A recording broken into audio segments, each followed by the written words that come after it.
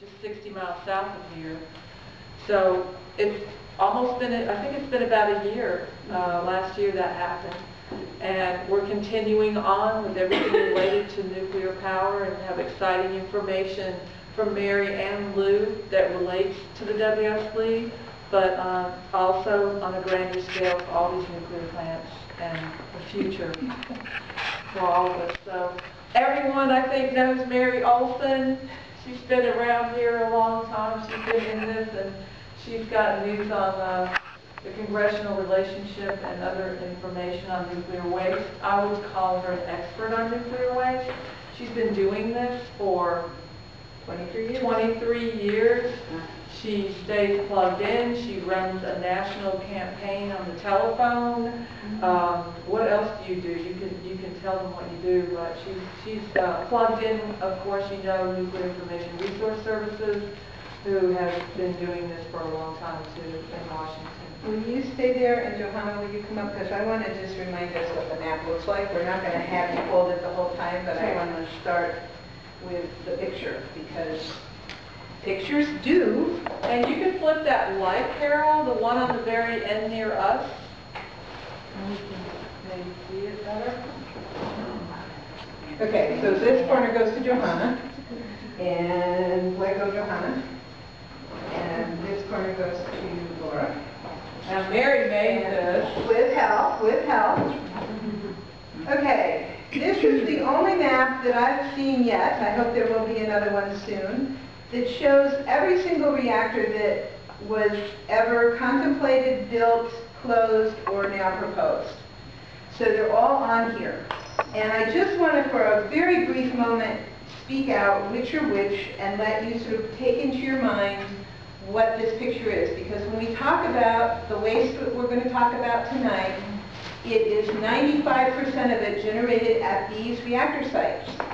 And at the reactor sites that were never built, guess what? There was never waste generated. So I always want to celebrate the whole picture, not just the one that we're living with in the terms of what's happening, but also what didn't happen. So the silver ones are reactors that were sited and actually built, came into operation, and are operating now, or are operable now, because they're actually down quite a lot. The yellow ones are happy color because they were actually canceled. They have never operated and never produced any of the radioactive waste that we're going to be talking about tonight. So they're the ones we celebrate. Now the dark colored ones are closed, and when they have a pretty flower on them, that means they were closed in a pretty good way. But the black ones are ones that closed with accidents. And so there's a number of those. And actually out here, it's just that I left Trojan off. It was a mistake, so that one should be silver. And then the bright orange ones are the first reactors in 40 years to be now proposed. And we actually, I need to change the color on, well, this one needs to be redone anyway. But 2 in Georgia and 2 in South Carolina, are actually right here in Georgia and here in South Carolina. New licenses have been awarded and construction is underway for, as I say, first new reactors in 40 years. But they're not actually operating yet. Not operating yet.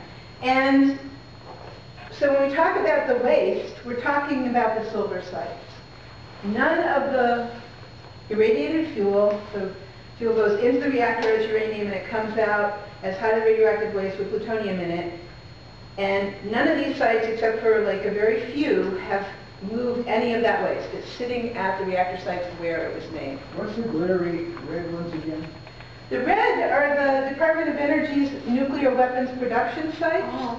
And I need to change, well, this one's okay. The other map has a couple of reactors marked that way that are no longer relevant, but the EPA is considering joining really the nuclear weapons complex by using plutonium fuel, and they're generating tritium in a reactor at Watts Bar. Okay, thank you, Vanna and Vanna. I'll hold it up later. You could just leave it in case we get questions for it. Okay, so could somebody give me the heads up at like 10 minutes, or I guess if Lou comes in? Okay. reactors were for generating plutonium. Back in the beginning of the atomic age, it was all about bombs. It was all about beating Hitler to the production of nuclear weapons and the Manhattan Project. And reactors were for one purpose, to make plutonium to put into nuclear weapons. So it wasn't until the 1950s that that process got turned into a way to make electric power.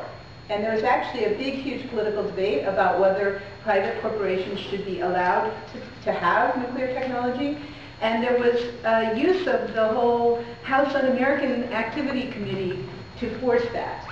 The guys who were advocating for a small government-operated pilot program to see how this would go were called pinkos, because they were going to keep this technology for the government, and that would not fit with the American model of competition. And so it was forced out of the hands of people who wanted to have a pilot.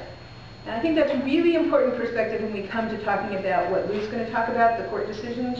So I'm going to leave that for Lou. But bear that in mind. So since the 1950s, commercial corporations have been producing this plutonium-laced material, because you put the fuel in as uranium and it comes out a grand mixture of fission products like iodine and bromine and cesium and strontium and plutonium. There's plutonium in there. And that is why the federal government passed regulations saying that a corporation could only produce this waste if licensed by the federal government and if they signed a contract. Now, these contracts have more power than any law. We know that in a capitalist society, contracts rule, right? Well, these contracts are what have been driving our nuclear waste policy since 1998, which was the date built into those contracts for the government, federal government, to start implementing its obligations under those contracts. Well, why were these contracts struck? Because we really wouldn't want an open market on plutonium, right? We really wouldn't want to have a, it would put the NASDAQ to shame in terms of like who would be bidding and for what and for why. And so these contracts bind Duke and bind Southern and bind Progress to delivering this plutonium-laden waste to the federal government so that they can't sell it on the open market. And I'm emphasizing this point because a few years ago we had a special meeting in which we were discussing the idea of the taxpayer no longer taking responsibility for this waste. Why should we have to have it? Why should it transfer to our title? Isn't that wrong? Isn't it the liability of the corporations that made it? Wouldn't they stop making it if they had to deal with it? And I was the one who raised my hand and said, no, we don't want a plutonium market. So the only real answer to get you out of that stunt of licensing the production of this waste and the allowing the production of it and the taking the responsibility for it and then having to come up with a program for how to implement that responsibility is to stop making it. It's to stop that licensing.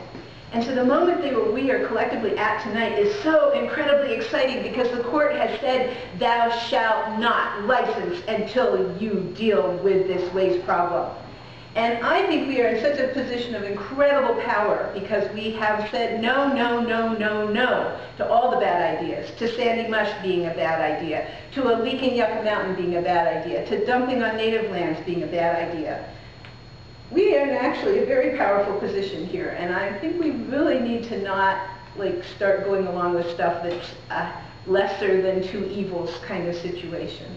I think we really have to be a voice saying the only way out of this devil's bargain is to stop making more and to really stick up for no more licenses, and then, once we're brave enough, go after the existing licenses, because 132 reactors were built, 104 are operating today, a couple closed themselves, but other than that. And that strategy document is available. I put it out to a lot of people on email. You got it as an attachment. If you didn't get it, you can email me and request it. I haven't found a link for it, but I'm sure there must be one by now at the Department of Energy. And that document is intended to be the basis for discussion between the administration, that's the DOE, and the stakeholders, that includes us, and Congress. Now, last fall, the outgoing chairman of the Senate Energy Committee, Jeff Bingaman, introduced a bill already on structuring a new Nuclear Waste Policy Act. And that's what they are talking about, is a complete revision of the act. This was the act that was passed in 1980 and led to a big focus on granite, which included 10 sites, including Sandy Mush, because the view was that granite was going to be the best bet geologically. People all the way up the Appalachian chain, going this way for you, and up in the Canadian Shield area of Wisconsin and Minnesota, and I think there was one site in Michigan too, were suddenly faced with the idea of taking the nation's nuclear waste. And there was an overwhelming response, especially here, and especially in New Hampshire, of no way, we are not going to do that.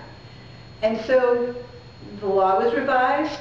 The decision was to look at 2 repository sites eventually over time, one in the east and one in the west.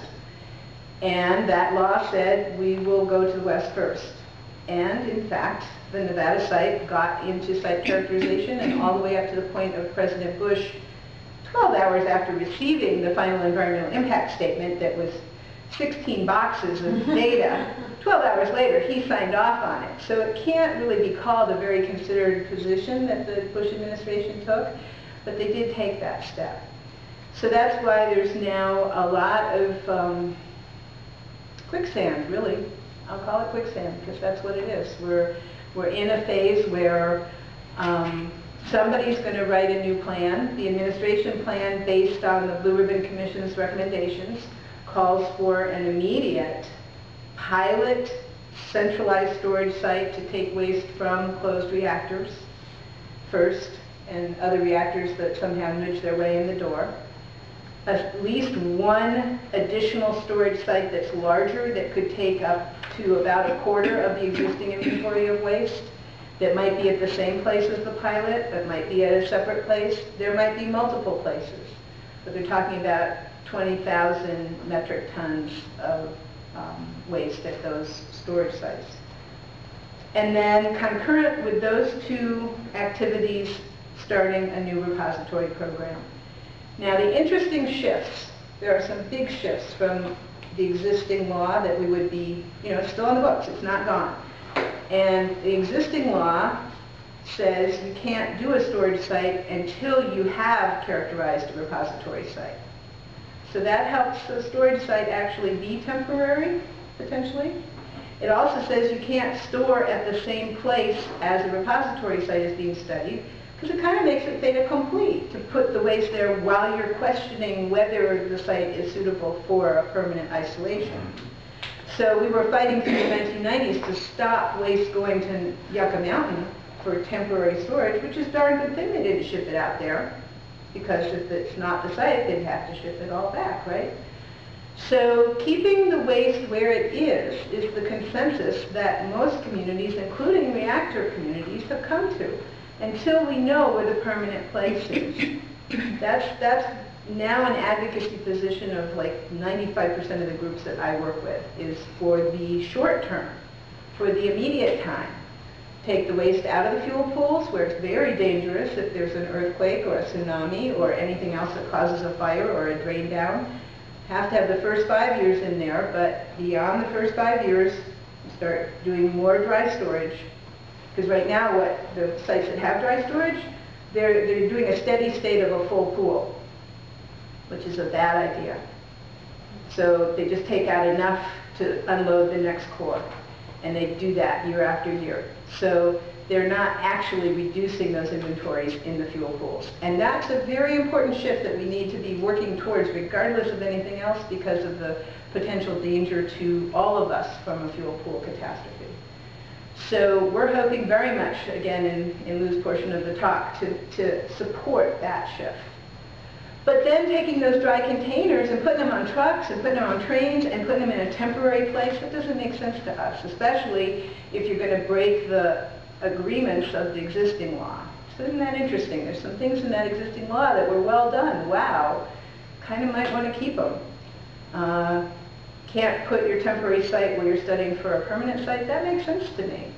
And how do you ensure that a temporary site is actually temporary? Well, we think we can do that at the reactor sites. So we'd rather see that fight be over whether it leaves the reactor, not whether it's put in a central place. So, where are we with Congress? They've just come in, they've got lots of big homework on their little to-do list, so we don't really think that we're going to see something in the next couple weeks. But we do think we're going to have at least hearings in the next couple months, like March or April. We hear that Murkowski and the new Senate Energy Chair is Ron Wyden from Oregon, a guy who's been receptive to input from people. I think we should be making friends with people out there and them making friends with him, and however that goes well. But I think that ultimately we're going to see Congress spit out something that's far from perfect. And the big and final thing that I've kept to add to what's new is the Blue Ribbon Commission had a big idea. We should only deal with volunteers for nuclear waste sites. There shouldn't be any more forced siting, no more slugging it down the throats of Western North Carolina or Vermont or New Hampshire, and no more slugging it down the throat of Nevada or the Western Shoshone people. Look for volunteers. Well, that's a little bit interesting because it also has to be a scientifically qualified site, and how are they going to work that through, we don't know. But how do you define consent? That's what they're calling it, consent-based approach, which I think is fabulous because I work with the young activists who know that the opposite of consent is rape, right? So, yay, we're getting this into the right frame because that's what it's been in the past. So, yay for consent, but who gets to say yes? Do the most local people get to retain a voice? What if only the most local people get to retain a voice and nobody else has a say? We all know areas where there's people who really don't have any concern for the future, will say yes and then sell out and be gone, and it's somebody else's bag to hold. So how do we define consent? And I think that that is actually something worthy of some real time. So I'm going to be talking to people in this area to find out whether you might want to help that conversation go forward, just because I'm here and y'all are here, and maybe we have enough beds and couches that if we invited some people from around the country to sit down and really try and hammer out some prospective concepts and principles for what we would support on consent, needs to happen soon. We're talking about dates in March, possibly April. So at some point I'll be sending emails or looking for you to come up to me and say, yeah, I would have somebody, because we need to get people from diverse geography. Right now there are areas of the country that are at very high risk for these sites, whether they're scientifically qualified or not, because they have so much boosterism, so much corporate investment in nuclear waste. South Carolina is one of those. The Freedom, what was it called, U.S. Energy Freedom site or something at Savannah River site, is still a going concern. Could hit us very hard if a 20,000-ton storage site was down in South Carolina at Savannah River site. You can bet that 40 and 26 will come to play, just like Common Sense with Nuclear Crossroads said, just like Mountain Protectors was talking about. That conversation is in this picture. Saying this is a good place, bring the waste here. The folks in the Pacific Northwest are very determined not to have it. But again, there is a core group of corporations, contractors who are cleaning up Hanford, who are saying, oh, we have the greatest site in the world for this kind of waste processing, bring it to us. So the good news is that the Blue Ribbon Commission did not full force say we should take the plutonium out of the waste and use it for fuel, which is what the French have been advocating for, because it's the maximum amount of tax dollars they could hope to recover from our society. They're definitely here because they can't do it at home anymore. The French government has realized that they would have been fiscally much more responsible to never take any plutonium out of any of their waste, that it was a PR stance that they did so that their people would go along with nuclear power, so it looked like they had a waste program.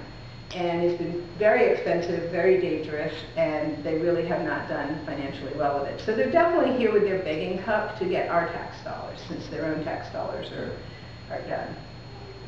Would they also be possibly going to bring some of their junk over from France? The international movement of waste at the current time is primarily so-called low-level waste, which is not fuel rods. It's debris. It's junk. It's everything that got contaminated along the way of using the fuel rods. And Germany is the main one that is wanting to process such waste in Tennessee and then send the leftovers back to Germany for disposal. Italy tried to send it to us to process it in Tennessee and then bury it in Utah, and that was rejected.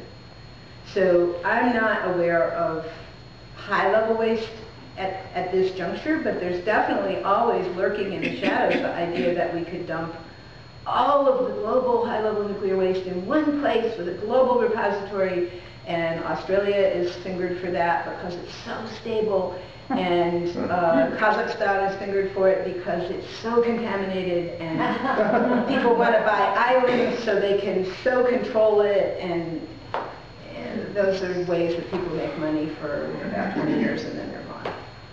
You were talking about 20,000 tons? That's not the total inventory, is The it? total inventory is getting very close to 70,000 right now, but because of the extensions of reactor licenses from, they've been giving them 20-year extensions, and now they're talking about even an additional 20 years. So when you go from a 40-year license to 60, you've just incrementally increased the waste by 50%. And if you go out another 20 years, you're doubling the amount of waste that would come from any one reactor. So license renewal was a big tragedy, really. And the people who think they're going to operate these sites out to 80 years really don't understand what heat and intense irradiation does to metal. It loses its flexibility, and it's like taking a wine glass, a crystal glass out of the dishwasher and then running it under cold water. Sometimes they'll shatter. That can happen to major reactor components. They run very, very hot while fission is happening. If there's accident conditions, then they have to be taken offline rapidly. A lot of cold coolant is flushed in there, and the same thing can happen if the reactor vessel is too embrittled, is the word. So the idea that they can just on a piece of paper decide to double the operating time of a reactor vessel is nuts. And they can replace the top of the vessel, but they've never ever replaced the bottom, nor could they. They'd have to really build a new reactor, which is part of why you remember how many proposals there are. Actually, I need to update that whole thing because good news, I'm going to stop because Lou's here, but good news, we killed one last year. I haven't seen all of you to say. NEARS was the lead intervener, Beyond Nuclear, Maryland Public Interest Research Group, but Calvert Cliffs, an expansion of the reactor site closest to DC, is completely been rejected. The first time ever that a new reactor license was rejected by the Nuclear Regulatory Commission, and it's down. And 2 have been withdrawn in Texas, and there's a bunch that are just kind of withering on the vine. And we hope to see William State Lee do that too. So I'll take 1 or 2 questions while Lou gets himself up here, but then we'll have more at the end. So, hi Lou. I'm curious about, you said that some of the old fuel rods from the plants are being taken out of the swimming pools. Did you say that? And how are they stored?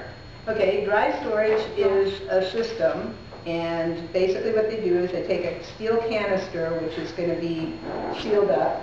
They lower it into the pool, they put the waste in it under the water, they pull it out full of the liquid, then they get the lid mostly on, and they suck the liquid out and put in inert gas.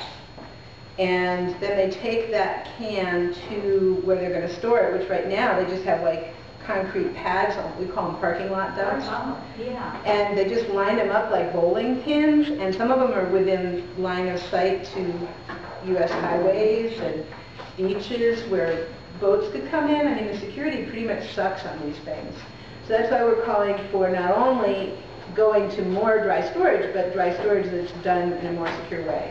And the term for that is HOS. That's what I was Hardened wondering. on-site storage. Yeah. And so once we get it out to this, wherever they're going to put it, which currently is that pad, there's a concrete overpack that's put around that steel container. And the purpose of that is to take the incredible heat that comes off of that fuel. You know, you can turn off a reactor. You cannot turn off the heat in the fuel in the reactor. It definitely lowers when fission stops, but all those leftovers from fission are generating heat as they decay, and that goes on for hundreds of years. And so the concrete surround, they call it an overpack, is to take that heat and transfer it out to the air. And some of them have channels that have actual like convection in them, but not into where the waste is directly, but you know, through the concrete. So are they going to do the HOS, or are the things just sitting in the parking lot now? Unfortunately, they didn't listen very well, and I want to stop and give it to Lou, but they didn't listen very well. They who've been holding all these meetings with the Blue Ribbon Commission and with the Obama administration and with Congress, they all were just shocked to hear that we still didn't like their plan, because they thought that they had been listening to us, and if they did HOS at these centralized storage sites, we'd just be happy. They did not get that HOS is at the reactor sites and that transport is for purposes of moving it to a final destination and not creating a shell game out of the waste. Because right now, this last thing I'll add, transit is defined as up to 2 years and can involve very long sitting in rail yards in urban centers. And yeah, there's supposed to be 2 guys with 2 guns with every shipment, but I don't know that they're 24/7 in a rail yard. So, I mean, it's just really, it's you know, put the sirens on when they start talking about just moving this stuff, because The 2-year thing, means from the time they start to ship something until the time it gets to where it's Right. going to put on 2 years. yes, that's in the regs. And 2 guys and 2 guns is in the regs. So, you know. Lou, could you please? Thank you, Canary. Thank you.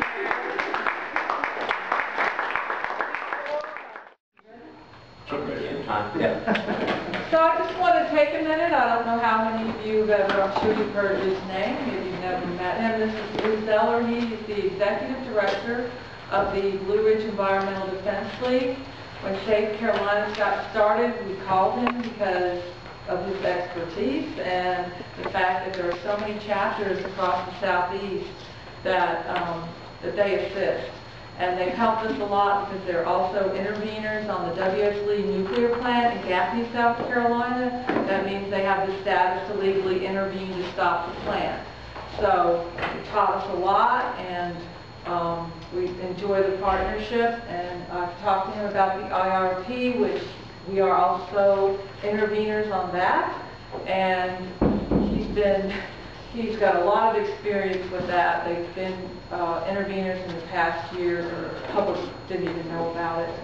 So, what else can I say about Lou? No, say He's sitting here. Thank you so much for coming and driving in the rain for a couple hours. Well, I apologize for being late. If the secret's not out already, the last meeting that I remember was in the West Asheville Library. Yeah. The door was open, the lights were on, and I said, I'm early. Oh, Christmas Day. I think we should have seen the setup I had over there, but it's so nice, y'all. oh, you were so... I didn't know. No, I got it all set though. Here it is. And, all right, welcome, greetings. Glad to be here. I appreciate Mary getting the ball rolling here. I think that was excellent. I heard from the end of it. I know Mary and I have worked together for many decades, I think, on a variety of subjects. And of course, Nuclear Information Resource Service and Blue Ridge Environmental Defense League are working together cheek by jowl on several ongoing nuclear issues, which would have to do with the emergency planning zones, which I'll touch on briefly here today. You may have already the emergency planning zone FEMA rulemaking at the end. And anyway, I have little information on that, but not much. Mary? I'll just tell you that the only thing I set you up on was the fact that the court said you can't license anything. That's the only thing I said. I said, who's going to talk more about that? Okay. And other than that, you got it. All right. Well, thank you. Okay, what is an IRP? There are two segments to this. One is about IRP, which I thought would kind of be the big picture, in other words, the general theory, and then narrow it down to talk more about the waste competence decision, another acronym, waste confidence, or WCD, which is Nuclear Regulatory Commission lingo for, we really think we can build a dump someday.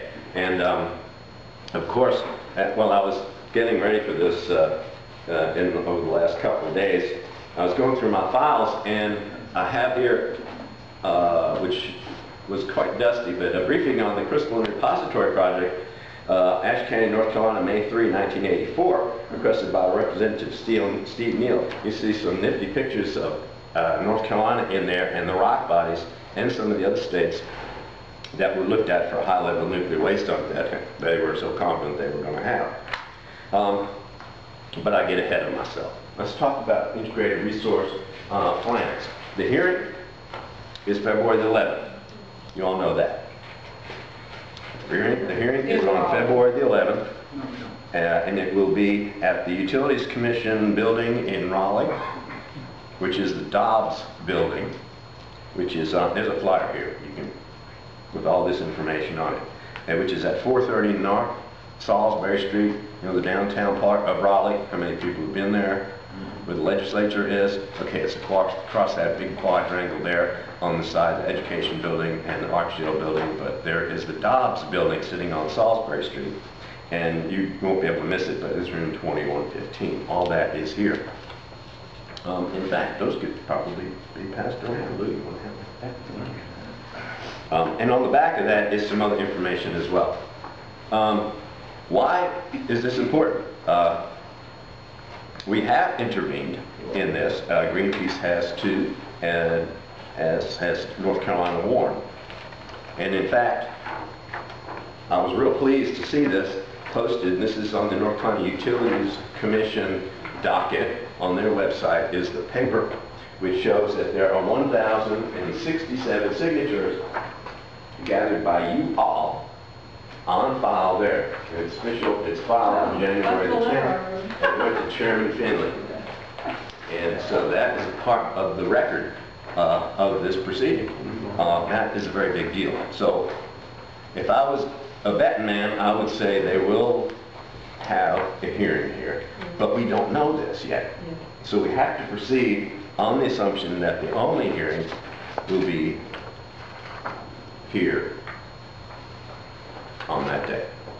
How can we make an impression on the North Carolina Utilities Commission, which has control over the monopoly utilities in the state and also the co-op utilities in the state, to let them know that we don't want nuclear, that we don't want coal, that we don't want fracking, natural gas, and that we don't want chicken manure incinerators here, and that there are ways to do this, to provide power, to run our computers, to heat our homes, and everything else that we need available within the time frame that the IRP looks at, which is 15 to 20 years, that totally clean sources can do this.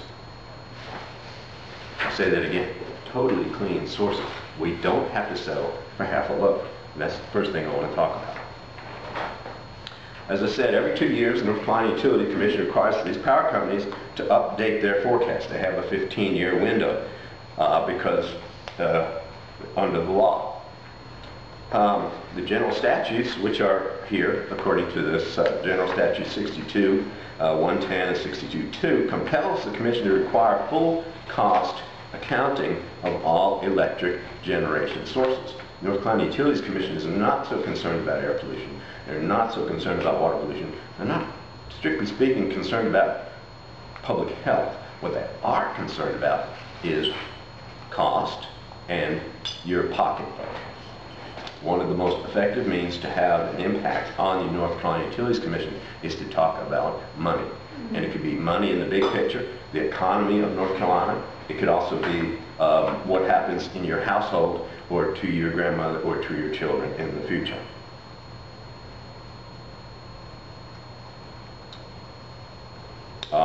And it is my opinion that Progress, Duke, and Dominion, those are the three investor-owned utilities, Knott County TVA, which is kind of a mix, and the North Carolina Electric Membership Co-op, which is of course owned by the ratepayers. They are pursuing the most cost energy policies. In other words, they are pursuing coal and nuclear,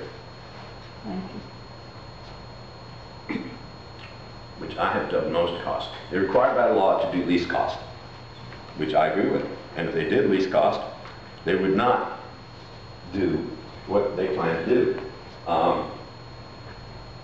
You talked a little bit before about the forecasts. Well, here are the three 1,000-pound gorillas here. Duke Energy's long-range forecast would have 82% of North Carolina's electric power provided by natural gas, nuclear, and coal pollution sources. Dominion, Virginia Power, which is Dominion North Carolina Power in North Carolina, mostly in the northeast part of the state, would generate 85% with nuclear, natural gas, and coal in 15 years. Progress Energy would provide 89% with natural gas, nuclear, coal, and oil. All three companies will reduce coal use, yes, in their forecasts, but they will increase natural gas by so much that it will increase the global warming impacts. That's kind of hard to believe. Don't they espouse that natural gas has a lot less of the global warming emissions than the coal and the, well, of course not nuclear, but how they come up with that? That's their forecasting. And the actual greenhouse gases run contrary to the other types of air pollution. Natural gas does not put sulfur dioxide into the atmosphere, true enough. So acid rain would be reduced with natural gas. There is less nitrogen oxides. Who knows measuring that? It's not quantified because it's not being done yet in North Carolina. There was Well, I mean, a law just passed last year, but historically you do see, you know, large quantities. And so some of the studies that have been done. Are there studies that do quantify it in some places, or do they? Yes. There are estimates of the global warming impacts of hydrofracking, just the fracking of the gas before you get to burning it. So that's factored into that. Southern Alliance for Clean Energy has crunched some of these numbers. Greenpeace has done some of that work, other groups like that.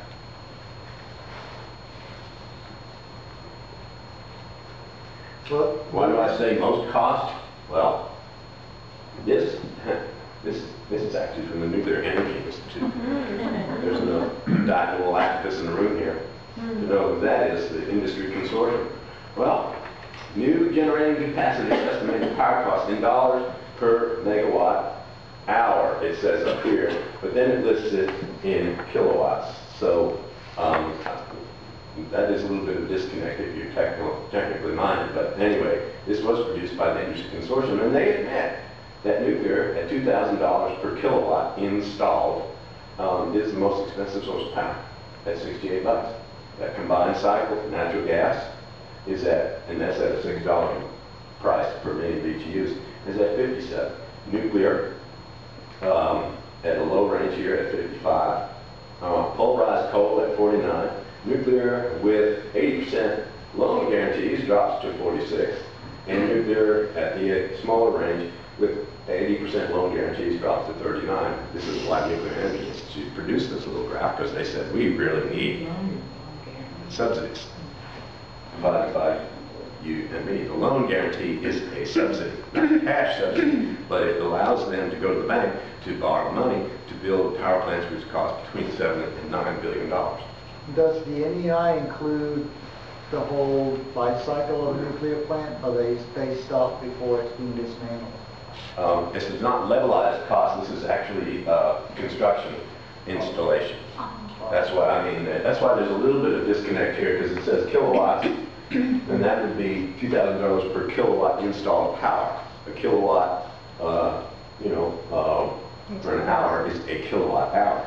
So it's apples and oranges. They say dollars per megawatt hour. I think they made it as a typo of theirs, which tells you something too. Yes. I just moved here from Indiana, which had a major scandal over a Duke coal gasification plant that cost just lots more than it was supposed to cost. Is North Carolina's Utility Commission inclined to believe anything that Duke says? Yes. Well, that's a mistake. That is not a true answer. That is true. That is why Duke Energy and Progress have just merged.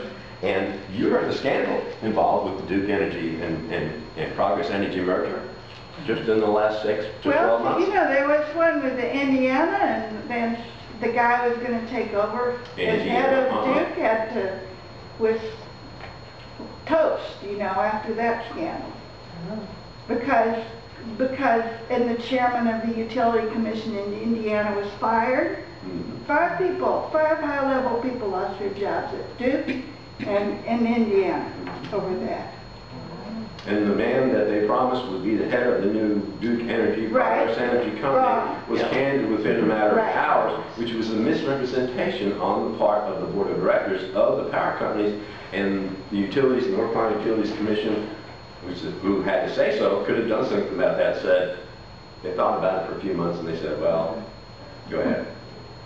Well, Not so many words, but they got away with it. Who they decide to take that position then, if they can do it within the other guy within a few hours? I mean, do they not have to have board approval or something? The board did like that. that? They did. Just because of a few hours? Yeah, it was, the evidence is there. Now, did they have a smoking gun? Could the Utilities Commission prove? Did they have, you know, the tape that got Richard Nixon? Did they have, you know, fingerprints somewhere? Duke and, you know, that, but they covered their tracks well enough where the Utilities Commission either couldn't or could have let it go if they so choose, which is what they did. So Duke and Progress were now the biggest utility in the country. Formerly that belonged to someone else, I believe Southern Country, which is also in the South. Okay, I mentioned what least cost should mean. On the back, or actually on one of those flyers there that I hand out in front of the back, it talks about a study which we presented, in fact, to the Utilities Commission, which was a monetized comparison of coal and nuclear and wind. Not this one that I'm talking about right here, but several years ago, about 5 to 8 years ago, we used that, for example, in, say, Virginia, North Carolina, public service commissions everywhere. A European Commission study which showed that the longer that you wait to install wind power and solar power, that the greater the costs to society. And it was done on a monetary basis. Hohlmeier was the man's name. Olaf Hohlmeier did this study, and he did it comprehensively. He did it conservatively, taking into account externalities that go along with coal and nuclear, and also with wind. He did it on an equal basis, and natural gas. And he found out that the longer you wait to install these cleaner forms of energy, the greater the cost to society. Well, the dust settled on that study, and lo and behold, here's another one. And this is reported in the Journal of Power Sources this year. And there's a citation there. The name of that study is, as it has here in italics, cost minimized combinations of wind power, solar power, and electrochemical storage, that is batteries, powering the grid up to 99.9% of the time. I want to briefly add a point, Dan. We had S. David Freeman over in Chattanooga at an event hosted by BEST over there and a bunch of groups, and we asked him, you know, like, does the concept of baseload power even really exist, or is it a figment of someone's imagination? And basically, Freeman, who was a top advisor to President Carter and has run the TVA and done a lot of things, said, yeah, baseload is just a figment, because it's based on this idea that's totally, completely the mindset of having to get fuel.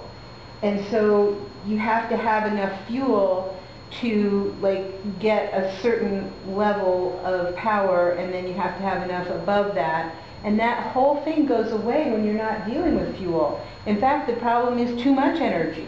In fact, that's what this study found. Because when they did that, thank you, Mary, that's exactly right. The concept of baseload power, we're hearing from the corporate segment, both the utilities themselves and their apologists, such as the chambers of commerce and whatnot, that, yeah, we are adding, in fact, they're required to add solar and wind and other forms of power. And they say, and we love those things, but really we also need backup for when the wind doesn't blow and when the sun doesn't shine. Many people have not heard this. Well, it's nonsense. That's what Mary just said. And that's what Freeman said. As David Freeman said, the concept is bogus. Baseload power is a bogus concept. In their estimation, in their mythology, in their construct, they're saying that, well, you know, you can turn on a coal plant and it provides power 24/7. Well, sure, but the efficiencies of wind energy, as was shown by Dr. Blackburn a few years ago, NC Warren had Dr. Blackburn at Duke University do a study. And what he said was if you have enough wind power generators distributed over a geographical area, enough solar power, photoelectric arrays around in a wide enough area, and a smart grid, which will get the power from where it is to where it needs to be. And he said you could eliminate any need, very, very nearly eliminate everything but any need for coal or nuclear, the so-called baseload power. And he did that study 3 years ago. Another one in addition to home iron. In this study, they used combinations of renewable sources, like I said, inland wind, offshore wind, and photovoltaics. They used batteries and fuel cells to store the energy when there was too much in a given area. They evaluated 28 billion combinations of these. This is a computer program. They used real-time data. They incorporated a system of 72 gigawatts electric, which is about 1/5 of the U.S. grid. In other words, they took into account areas all the way from eastern North Carolina up through the northeastern states and out west as far as Illinois, which comprises about 1/5 of the entire United States electric grid. Who is in this study? Who is they we're talking about now? Who did this? Oh, did you say that was on this piece of paper here? That's me? This one is not. This is new. This is newer than the one on it. It's another link in the chain of our argument that no, we do not have to choose between 2 or 3 bad energy sources. This is Corey Budashak, the Anna Sewell, Heather Thompson, Leonard Mike. This is produced, this is online here at Science Direct, published in the Journal of Power Sources, peer-reviewed study. And that citation I can get to you easily. And in fact, I have a copy of the report here if you just want to take it. Or put it on the safe list would be great. Sure. Okay, they used 4 years of data. 35,000 hours is 8,760 hours a year times 4. They took real weather data, wind data, solar, cloud cover, weather, meteorology, over a 4-year period.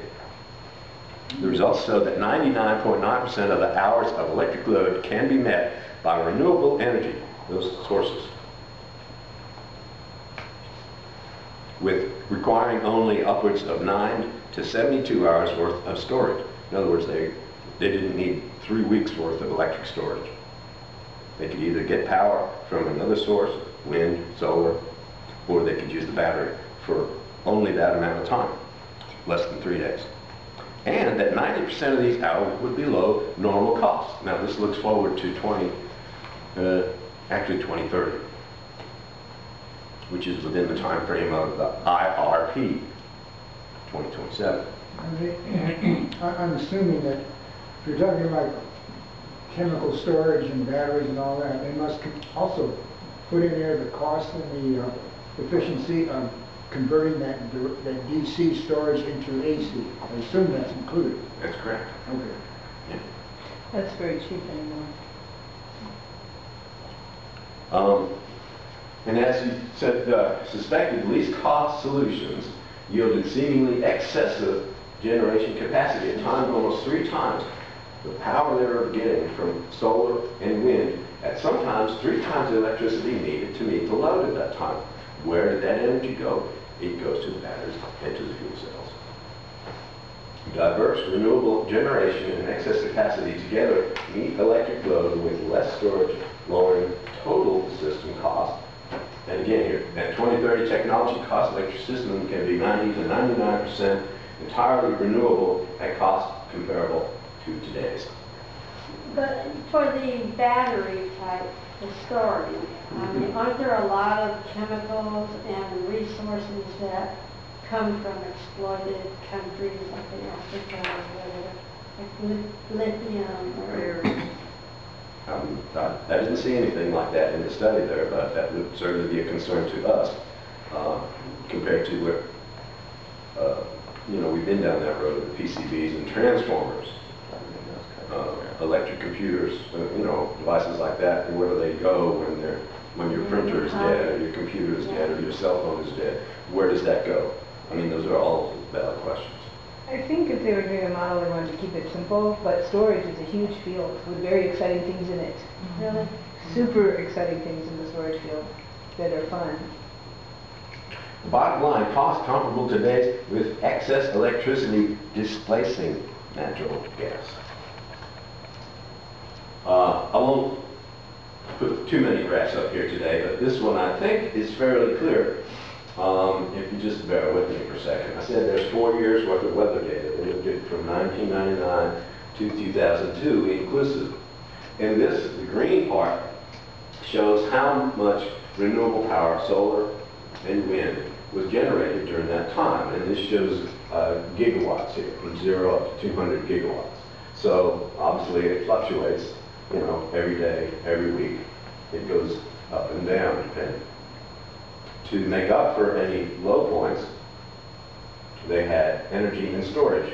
And also, this is in gigawatt hours, showing that from time to time, the amount of energy in storage, typically kept at about 900 gigawatt hours, would drop down to about 500, and a couple of times it dropped down to 0. In fact, only 5 times in that 4-year period, 5 hours within that period, did they need any kind of backup. That's the reason for the 10th of 1%, 99.9%. Now, Lou, is this an isolated study, or are there lots of studies like this countering the position that the companies are taking? Interesting. That's right. It is. If this was just one study, it would be just one study. But this, combined with the Hallmeyer study, which I mentioned earlier, which is on that fact sheet, and Dr. Blackburn's study, which is online at NC Warren.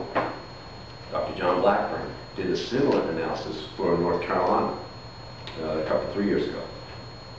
So I have now at this point 3 solid studies which show the same thing. And there's the country of Germany. We just don't speak German is our problem. That's just I couldn't hear that. Surely there's translators. Germany is implementing this. I heard that Germany had so much power from renewable sources that they had to figure out ways to use it and try to goad their consumers into getting more power-hungry appliances or some device to... So they don't have like the European Union having a big grid, but each country has its own grid? Did you hear anything about that? More or less. I mean, it's not that they don't trade with each other. But it's not like our states. Is that a problem? Is it, too much electricity, is that a problem? Well, it's what's one of the ironies, because if you listen to the utility executives talk about it, they say, well, we need coal and we need nuclear because when the wind doesn't blow and the sun doesn't shine. And you know, the wind's always blowing somewhere. The sun shines on some part of the earth. It doesn't shine at night, sure enough. But we are at the point now where both the smart grid and electrical storage is within technological capability. And we're not saying that it needs to be installed next year. That would be unrealistic. But since Duke and Progress and Dominion are talking about their 15-year plans, why in the heck are they increasing the amount of power they generate with fossil fuel and nuclear over the next 15 years to the tune of 82%, 85, and 89% of their power from pollution-causing sources of power, and giving lip service to solar and wind? Somebody needs to call them on it. That's why I'm going to go to Raleigh on February the 11th and raise hell. Yeah, so can you explain a little bit of what a smart grid is? A smart grid is a plain English term for technology which is more sophisticated than had been used in the past, which is able to transfer electricity from a place where there is an excess amount, like Lou just mentioned. If you've got too much in Germany, then the power could go to Czechoslovakia or to Poland. In the United States, the same story would be, you know, if the wind is blowing well in the Midwest, then that power could be shuttled to the southeast and vice versa. Now that would be something which there has been some debate and groups would have to weigh in on. But basically, I think it would be a beneficial step forward because we'll be getting all our power from renewable sources. So in the IRP, when you read that they, or in the rate hikes, yeah, Progress Energy, if you read why they want rate hikes, they talk about transmission, upgrading their systems, upgrading the transmission lines. They're not talking about a smart grid. Is that a whole separate something you have to sell the utilities companies on, or is that something they're moving into? I have not seen them using, I have not seen them implementing. I don't see it in these the IRPs that they submitted. If it's in there, I missed it. I haven't read everything yet. So they're this big. Yeah. So the grids they have right now wouldn't be suitable for smart grids? It's starting to install though. Actually, the Obama administration, Department of Energy, did start putting some money into that. And in fact, you have wind energy is the fastest growing form of power in the United States. I don't remember the most recent figures, but I know that it is the equivalent of like 6 to 8 new large nuclear power plants in about every year for the last couple, 3 years. It took a little downturn after 2008. But wind, since it is a dispersed form of power, needs that smart grid. So actually the smart grid is under construction along with, you know, thousands of megawatts, 7,000, 8,000 megawatts of new electric generating capacity from wind turbines alone over the last several years.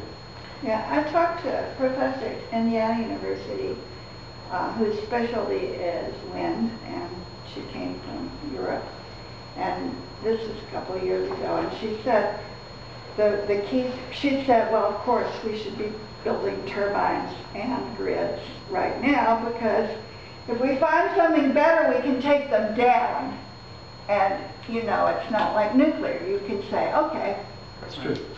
But she said the slow part is the grid. But, you know, as I understand it, you have to know where the wind turbines are going to be in order to build a grid. So the two things have to work together. But my impression was that the grid is slower than just putting up the turbines. Is that right? Maybe I'm wrong. I don't know that comparison. That would be interesting to know. You have to know where the turbines are in order to build a grid, because the grid's carrying the energy from. That's an engineering problem, which could be solved with, you know, by very smart people with a couple of laptop computers. And in fact, this study, which is published in the Journal of Power Sources, is a step in that direction. because they used actual weather data from 1999 to 2002. They looked at the electrical need everywhere from, I think, Fayetteville, North Carolina, out to parts of Illinois. So they used real-world data in that study I just showed you. They're finding out that there's a lot of wind where they never knew it was there. That's what's sort of interesting. Oh, no wind in India. Oh, no kidding. Oh, there is a big wind in India, right across the top of the state. In terms of how long it takes to build that smart grid, it presents much less of a problem and plainly less of a technical problem, and it's much quicker to build than nuclear power plants. Oh, yeah. Has Duke I'm going to already ask attacked- that, Has Duke already attacked this concept, or have they just not recognized that it's on the table? I don't know, I haven't seen Duke reply to this yet. What do you think they will say? What arguments do you think they will use if they acknowledge this proposal that you're coming up with? We need to sit down and think about that. What will they say? And when we submit our comments on February the 11th, I think we will have it in depth. In fact, what I'd like to do, anybody that wants to take a look at this study and, work between now and the 11th at the hearing there, and to think about, well, Duke would say this, or what about the questions of waste products? What about the questions of how practical is the electrical storage? What's the percentages there? So, in other words, read the study and critique it and say, here's what Duke will say, and have a ready argument. I think that's smart. for time's sake, I'd really like to move on, and maybe we can have questions afterwards so that people who really want to hear this can do that. Do you need to be out by this? We have till 9, well, no, the library's closed and we're locking up. But just for people, I know some people are driving far, so. Swimming far. And those who want to stay around and ask questions can. And this is really important for this area to know about. Right. Waste confidence. I hate this term. Yeah. It's contrary to what it might be. Have you talked about this earlier? Waste confidence is, what it is about high-level nuclear waste produced by nuclear reactors generated in the reactor core and highly radioactive. Since 1984, decades, the U.S. Regulatory Commission has licensed power plants based on the assumption that a dump site would be found someday. That very dusty, coffee-stained booklet that Laura is holding in her hand there is evidence of their failed search, and there are people nodding their heads in the room here that were at some of those hearings in Asheville when the Crystal Repository Project went down in flames in the 1980s. In other words, NRC had confidence that other federal agencies, like the Department of Energy, would find some place to put tens of thousands of tons of radioactive waste. In fact, You know what radioactive waste was? from nuclear power plants. Because I didn't know. Well, they didn't know how much they would have. Didn't know what it was. But they had a good idea of what it was. In fact, it's defined by law. In the Nuclear Waste Policy Act, it's defined as coming from nuclear reactors and real tailings, mines. Okay, this is the rule. This is the rule that was challenged in the court case, which was won on June by a variety of parties. The rule, this is the whole rule from top to bottom from the website. The 10 CFR 5123, temporary storage of spent fuel after cessation of reactor operation. Strictly speaking, this is what waste confidence rule is all about. After cessation of the reactor, after 40 to 60 years, generic determination of no significant environmental impact. So by the fiat, the Regulatory Commission said the Commission believes there is reasonable assurance that sufficient mine geologic repository capacity will be available to dispose the commercial high-level radioactive waste and spent fuel generated in any reactor when necessary. They started this rule in 1984. They updated it. The last time they updated it was in 2010. By 2010, the handwriting was on the wall that Yucca Mountain ain't happening. By then, the Obama administration had deep 60. But they didn't budge until it was brought to their attention in the form of a court case. Based on the advice of legal experts in 2011, we and Sunrise Clean Energy and Riverkeepers, Inc. Challenged the waste confidence rule in federal court in the United States Court of Appeals.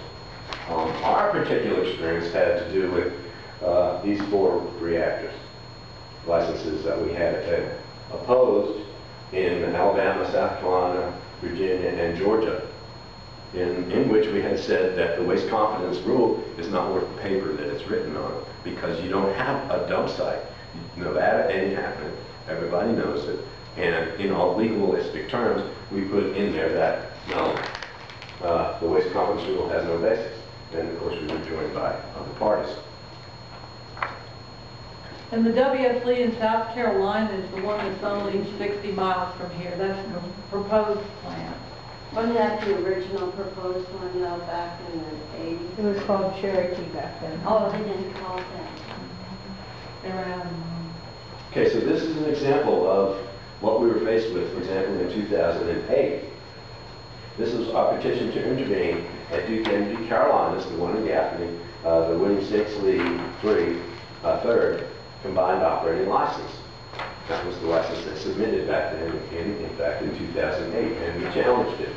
And we said, our contention to him, that there's a failure to evaluate whether and in what time frames spent fuel, irradiated fuel, high-level nuclear waste, generated by units 1 and 2 can be safely disposed of. And some more detail. The environmental report is what ER is, where the proposed new reactor does not contain any discussion of the environmental implications of the lack of options for permanent. And then at Indian Point, there was another question brought up, in fact, by the Attorney General in the state of New York, which had to do with on-site storage and fuel pools and whatnot, and fires. So they came at a similar question of on-site storage from a slightly different direction, and the court, in this case, combined them. But an earlier decision on Indian Point happened in 2010. So we filed our brief in 2011 with that kind of wind at our backs. We saw what was happening at Indian Point. We said, this is a good time to do this. Diane Kern, attorneys we were working with, he said, yeah, we're on board. So the 3 of us got on board. And in June, this happened. So, now what? Can I add one little point? Yeah, go ahead, Mary. This rule came out of a lawsuit saying you don't have any basis to give a license for new reactors without something about this waste. You can't just ignore it, because previously they've said those contracts, it's a federal problem, it's not the reactor owner's problem, so we don't have to deal with it. And it was actually Natural Resources Defense Council and a bunch of people in Wisconsin who got the decision that forced the NRC to invent. And waste confidence goes like this. Gee, there's this waste. Is it going to be disposed of? Yes, I think it's going to be disposed of. How confident am I of that? I'm very confident of that. In what time frame does my confidence extend? And then they write a number or a date as to when they think, and the last time it was within 60 years of the closure of the reactor. So it's just a stupid thing. And happily some people stood up and the court said, yeah, the emperor doesn't have any clothes. The court's ruling invalidated the whole thing. That's exactly what Mary just said, about the assumption that waste would go to a repository someday. There was no longer any legal basis for nuclear power plant operators to do that assessment that we asked them to do at Lee in 2008. And scores of other people had done. Long-term irradiated nuclear fuel storage, nuclear power plants, and fuel pools or dry storage. That happened on, like I said, on June the 8th, 10 days after the court ruled. we took it to the bank. Because the court rules, what happens? What does the NRC have to do? And the Regulatory Commission is a quasi-independent body. So, 10 days, which is within the legal time frame required to file motions. 24 groups across the nation filed motions to the Nuclear Regulatory Commission itself, demanding that it comply with the law and the ruling of the court and the law, which is the Atomic Energy Act, National Environmental Policy Act. On October 25th, the U.S. Nuclear Regulatory Commission published its process for the compliance and the new waste competence rule. So I might mention that 2 dozen groups includes Nuclear Information Resource Service and, like I say, score of other groups all the way to California and all the way up to New England and as far south as Florida. So, and they all had particular power plants that they were concerned about. Either they had raised similar arguments or they would have raised arguments had they not been prevented from doing so. So we have a nice long list, and in fact there's a book in the back there. You can go and see the actual filing to the Nuclear Regulatory Commission if you're interested in that. I think we got every single licensing action in there, didn't we? I think that's what it is. Well, we had 18, there was 12 combined operating licenses. There were 6 license renewals, which is and then there was 1 operating license, which is again under the old rules. There's old rules and new rules. In other words, power plants that are yet to be licensed and built, and power plants that are already operating, like Indian Point. So, on October 25th, the Commission published in the Federal Register what it was going to do. Now, this is where the story takes a little turn. They said that they would have a new rule, the same as the old rule, but they would do some analysis in order to get the approval of the judges. And they're going to do this, they say,